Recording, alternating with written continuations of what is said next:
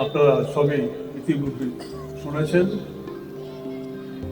আপনারা জানেন সে অসুস্থ অবস্থায় এবার কেয়ার হাসপাতালে ভর্তি আছেন।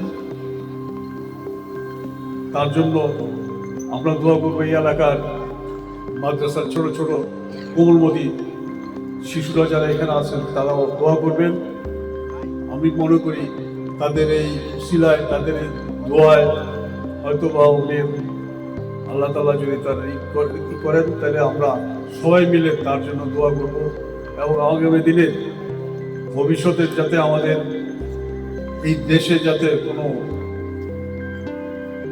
উপনিবেশ যাতে আমাদের দেশে না হয়, পরিণত না হয়, সেই জন্য আপনারা যেখানে উপস্থিত হয়েছেন সবাইকে আমি ধন্যবাদ জানাই, মাদ্রাসার ছাত্রছাত্রীকে ধন্যবাদ জানাই এবং আমার সাথে যে এলাকার মানুষরা আছেন তাদেরকেও আমি ধন্যবাদ জানাই। তারপরও আমি বলবো আপনারা যদি মনের থেকে দোয়া করেন ওনার জন্য, আমি কোরআন খানি খতম দেওয়া হয়েছে তার জন্য। তারপর আপনারা জানেন এই তারেক রহমানের নেতৃত্ব ছাড়া আমাদের কোনো গতি নেই এখন। এটা জানেন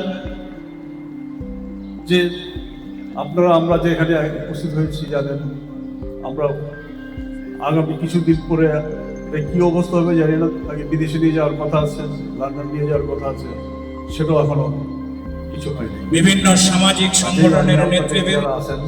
বর্তমান সময়ে যেভাবে প্রতিক্রিয়া হচ্ছে আমি মনে করি এখানে তারেক জিয়া ছাড়া কোনো গতি নেই আমাদের। আগামী দিনের প্রতিশ্রুতি নিয়ে তারেক জিয়া আমাদেরকে সাথে আছেন, তার নেতৃত্বে আমরা অবশ্যই কাজ করব। আজকে প্রার্থনা করব এবং আপনারা সবাই মিলে দোয়া করবেন আজকে ম্যাডাম যেন খুব তাড়াতাড়ি সুস্থ হয়ে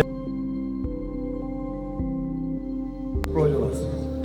সবাইকে ধন্যবাদ জানিয়ে আমার বক্তব্য আমি এখানে শেষ করছি। আল্লাহ হাফেজ। ধন্যবাদ।